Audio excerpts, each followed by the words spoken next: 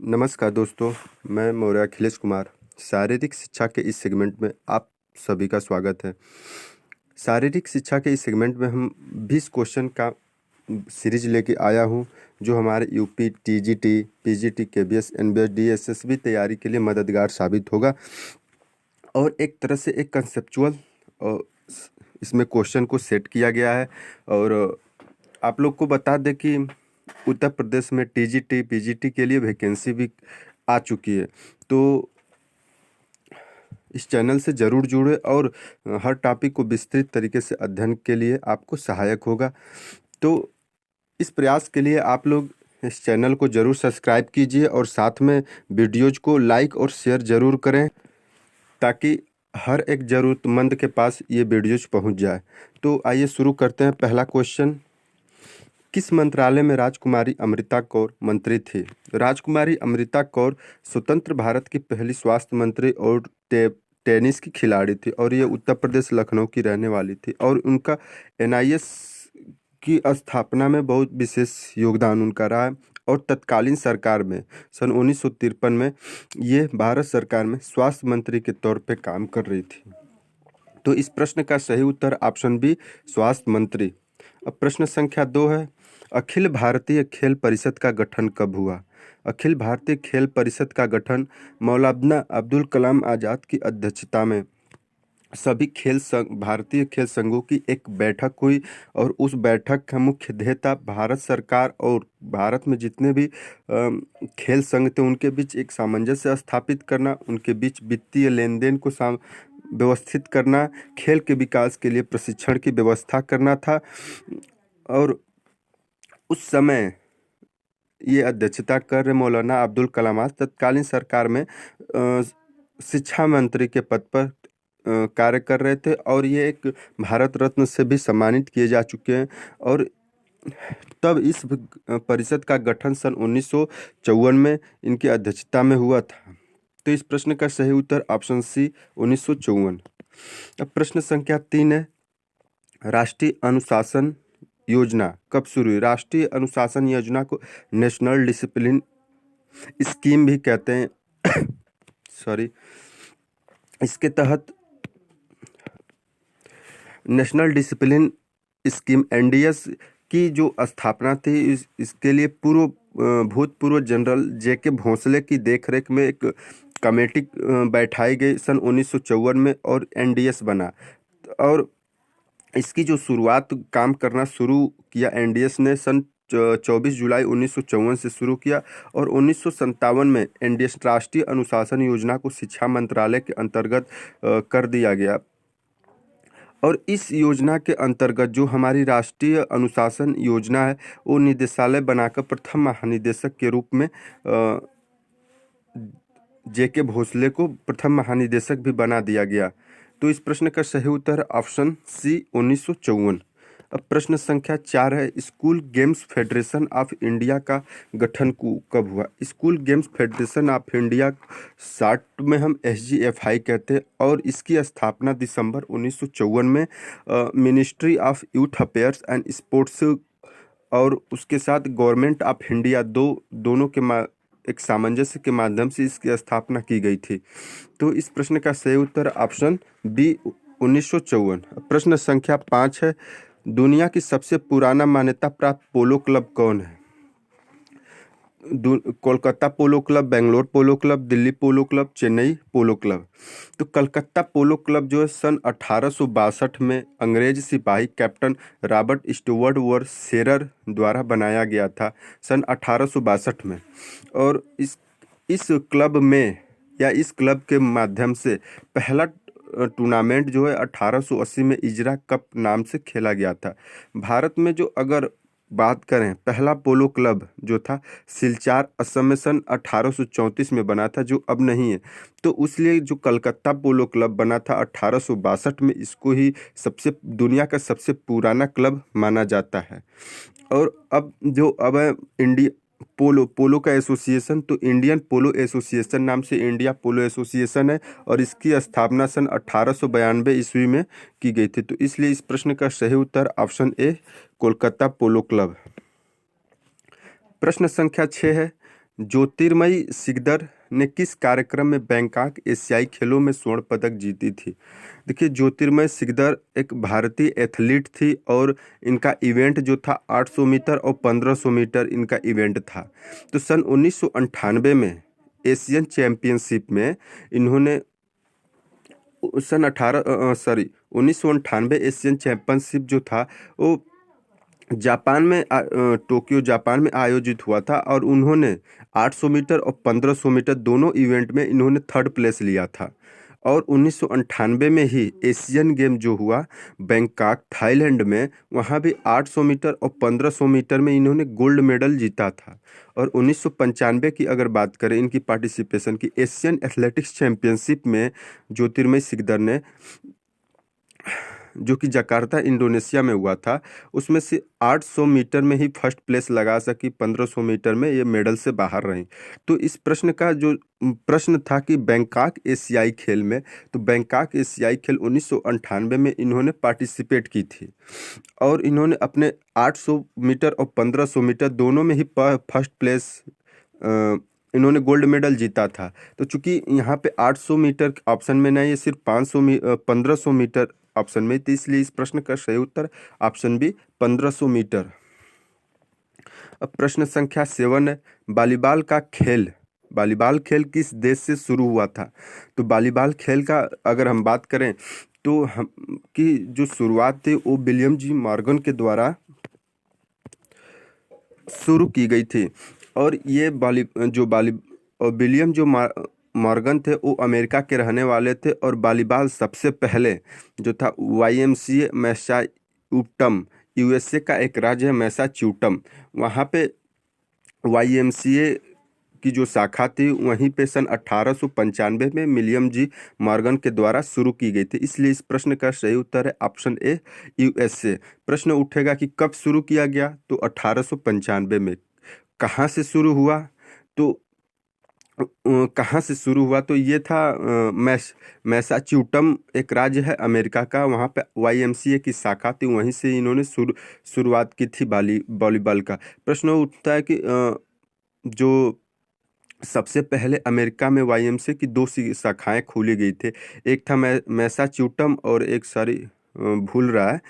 तो सबसे पहले वो वहाँ स्थापित किया गया, दूसरा शाखा मैसाचुसेट्स में YMCA की स्थापित की गई थी और ये परीक्षाओं में बार बार पूछा जाता है।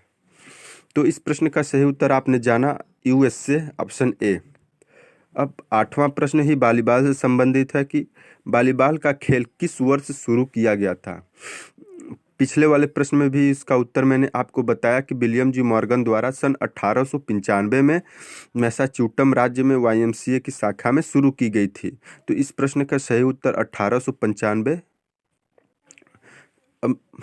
अगला क्वेश्चन है प्रश्न संख्या 9, बोधि धर्म एक बौद्ध भिक्षु निम्नलिखित में से किसके साथ जुड़ा है? बोधि धर्म जो थे एक बौद्ध भिक्षु थे और वो भारत के रहने वाले थे, लेकिन कुछ समय बाद वो चाइना चले गए और वहाँ पे चीन का एक, जैसे अगर हम कहें तो भगवान टाइप का, उन्होंने वहाँ पे उनको मान दिया गया क्योंकि वहाँ की जो समस्याएं थी उनका ये निराकरण किए थे। तो वहाँ पे इनको ही कराटे मार्शल आर्ट जो था वहाँ पे जन्मदाता के रूप में माना जाता है कि वहीं से इन्होंने ही शुरू की थी अपनी फिटनेस को बेहतर करने के लिए।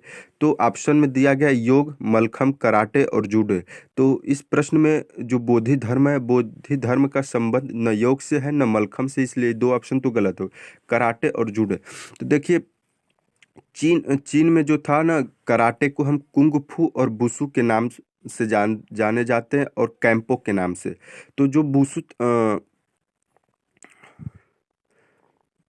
जो बोसु था वो बोसु मार्शल आर्ट कहा जाता था। कुंग फू का मतलब था इस प्रश्न का कुंग फू और बुसु को हम अगले प्रश्न में डिटेल में आपको बताते हैं।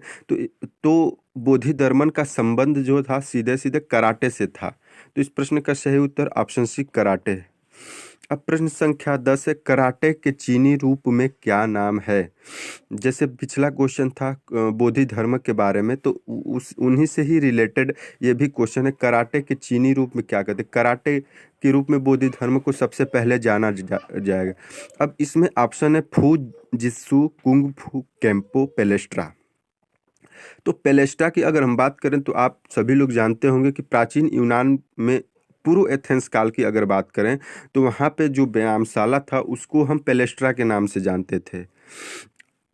कुंग फू भी एक कराटे कराटे टाइप का कला है। इसमें जो है इसको पूर्ण रूप से कराटा नहीं कहते। इसमें क्या आता है कि व्यक्ति अपनी मेहनत अपने अपने कौशल के माध्यम से जब उस कलाएं सीखता है तो उसको कुंग फू कहते हैं।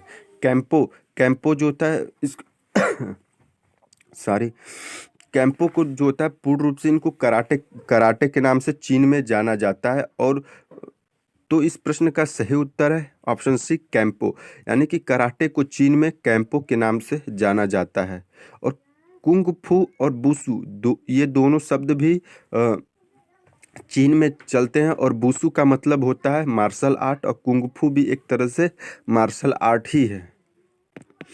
तो प्रश्न संख्या अब 11 है, केरल में किस खेल को स्पोर्ट्स पैट्टू के नाम से जाना जाता है? स्पोर्ट पैट्टू के नाम से जाना जाता है। कुंग फू, ताइक्वांडो, जूडो और कराटे। तो इस प्रश्न का सीधा सीधा उत्तर है कराटे, यानी कि स्पोर्ट पैट्टू को हम कराटे के नाम से केरल में जानते हैं, इसलिए इस प्रश्न का सही उत्तर है ऑप्शन डी कराटे। 12वां प्रश्न है, शब्द खो खो खेल किस भाषा से है? हरियाणवी भाषा, बंगाली भाषा, सिंधी भाषा, मराठी भाषा। शब्द जो खो खो है अगर सबसे पहले जाने तो खो खो संस्कृत भाषा से के इस्यू शब्द से लिया गया है। आधा स और यू इस्यू शब्द से लिया गया है और उसका अर्थ होता है उठो और जागो। लेकिन जब वहाँ पे क्षेत्रीय भाषा की हम बात करते हैं तो ये क्षेत्रीय भाषा में बंगाली भाषा से लिया गया है खो खो, तो इसलिए इस प्रश्न का सही उत्तर ऑप्शन बी बंगाली भाषा। अब नेक्स्ट क्वेश्चन भी खो खो से संबंधित है कि खो खो के खेल में शब्द खो का अर्थ क्या है? जैसा कि पहले बताया खो खो शब्द जो है स्क्यू शब्द से लिया गया संस्कृत भाषा के और इसका अर्थ होता है उठो और जागो, यानी कि ऑप्शन बी की अगर बात करें तो जाओ और पीछा करो। इस प्रश्न का सही उत्तर है ऑप्शन बी जाओ और पीछा करो। जैसा कि आप खो खो में देखते हो कि जब रनर और चेसर होता है तो चेसर उसको बार बार दौड़ाता है रनर को, ठीक। तो इस प्रश्न का सही उत्तर ऑप्शन बी जाओ और पीछा करो। प्रश्न संख्या 14 है, शतरंज के आधुनिक खेल के अग्रदूत कौन सा प्राचीन खेल था? तो इस प्रश्न का सही उत्तर होता है चतुरांग। देखिए जो चतुरांग था वो फारसी शब्द है और उसका मतलब और उसको ही शतरंज खेल का अग्रदूत माना जाता है। पश्चिमी देशों में शतरंज को चतुरांग के नाम से ही जाना जाता था और इसकी शुरुआत जो है हमारे उत्तर पूर्वी भारत के गुप्त साम्राज्य के 6ठी शताब्दी में हुआ था। अगर शतरंज की इतिहास को थोड़ा सा जाने तो हमारे जो गुप्त साम्राज्य था भारत में 6ठी शताब्दी में, वहीं पे से ये खेल शुरू हुआ था और उसको सबसे पहले चतुरांग के नाम से जाना जाता था, फिर इसको हम शतरंज के नाम से जानने लगे। तो इस प्रश्न का सही उत्तर होता है चतुरांग।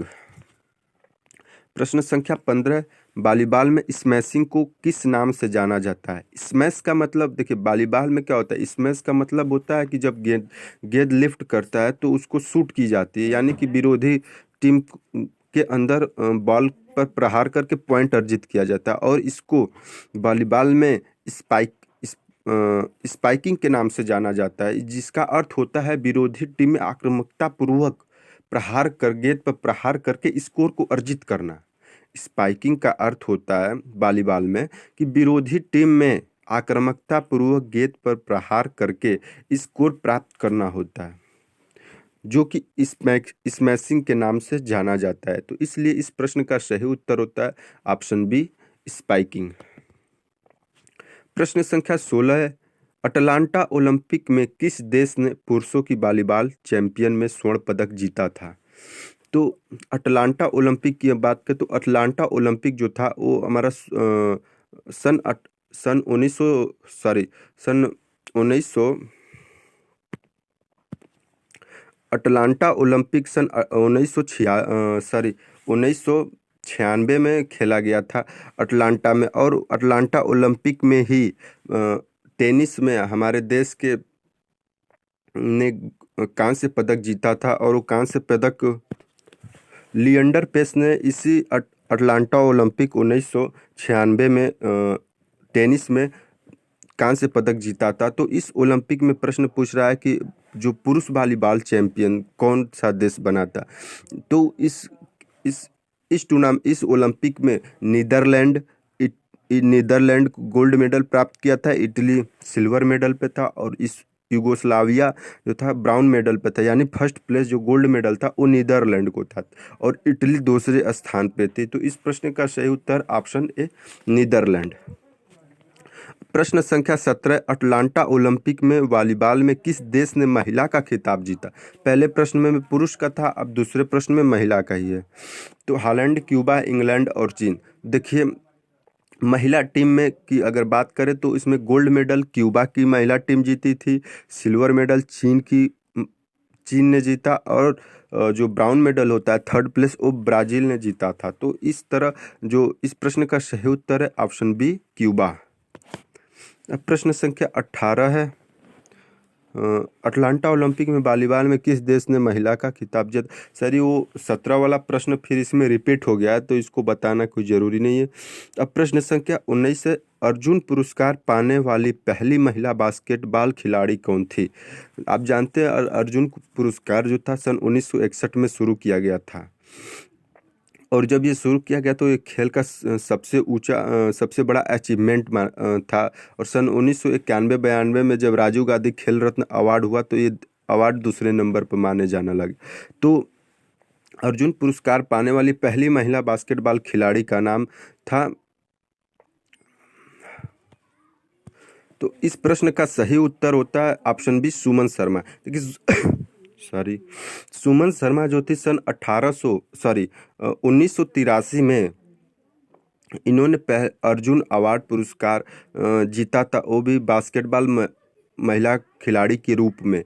और उसके बाद इनको जो था बास्केटबॉल प्लेयर एसोसिएशन का वाइस चेयरमैन भी बनाया गया और ये चेयरमैन जो भी थी महिला की ओर से पहली महिला बनी थी। प्लेयर एसोसिएशन की वाइस चेयरमैन पहली चेयरमैन बनी थी इन्होंने। तो इस तरह इनके नाम से दो चीज़ें पहली बार हुआ था बास्केटबॉल महिला टीम में पहली अर्जुन अवार्ड पाने वाली खिलाड़ी हैं और दूसरा इनका अचीवमेंट था कि पहली महिला बास्केटबॉलर हैं जिनको बास्केटबॉल प्लेयर एसोसिएशन की वाइस चेयरमैन बनाया गया था। अब प्रश्न संख्या 20 है, बास्केटबॉल में किस टीम ने सबसे अधिक राष्ट्रीय खिताब जीते थे? तो राष्ट्रीय खिताब की बात करें बास्केटबॉल में तो वो है हमारे ऑप्शन सी सेवाएं। हमारी सेवाएं एक टीम है, देश की राष्ट्रीय बास्केटबॉल टीम है जिन्होंने सबसे अधिक राष्ट्रीय खिताब जीते हैं। तो इस तरह से ये सेशन समाप्त होता है और आप लोग को प्रयास अच्छा लगता है तो चैनल को ज़रूर सब्सक्राइब करें, वीडियोज को लाइक और शेयर ज़रूर करें अपने दोस्तों को, अपने फेसबुक पे वॉल पे या व्हाट्सएप ग्रुप हो वहाँ पे शेयर ज़रूर कीजिए ताकि और लोगों तक ये पहुँच सके। और इससे क्या होता है ना, हम लोग को भी एक मोटिवेशन मिलता है और बेहतर काम करने के लिए। और जो भी कंफ्यूज या कोई समस्याएं आती हैं या कोई सुझाव हो आप लोग का तो वो कमेंट बॉक्स में ज़रूर कमेंट करें जिसके माध्यम से और बेहतर करने का प्रयास करते हैं। तो आज के लिए इतना ही, धन्यवाद। हमारा नेक्स्ट वीडियो जो हो ये बैक्टीरिया जनित रोगों से होगा और वो 60 ट्रिक में होगा सिर्फ। तो उसके लिए जल्दी ही फिर से आप लोग चैनल से जुड़िएगा। धन्यवाद।